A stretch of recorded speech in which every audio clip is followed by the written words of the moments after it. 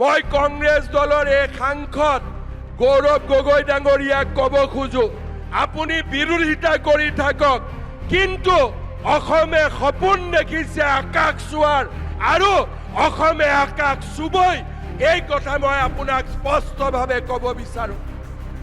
আজি অসমীয়াই কোনো পাকিস্তানৰ এজেণ্টৰ ওচৰত আত্মসমৰ্পণ নকৰে। আজি অসমীয়াই কোনো অচিনাকি মানুহৰ ওচৰত আত্মসমৰ্পণ নকৰে। এতিয়া অসমীয়াক কোনেও ৰঙা চকু দেখুৱাব নোৱাৰে। অসমীয়াক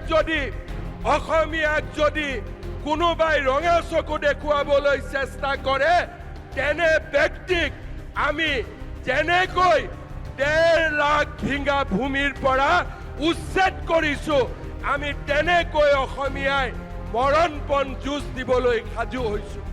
অসমীয়াই অচিনাকি মানুহৰ মাটি উচ্ছেদ কৰি বটদ্ৰৱা থানত শংকৰদেৱৰ আৱিৰ্ভাৱ ক্ষেত্ৰ নিৰ্মাণ কৰিছে।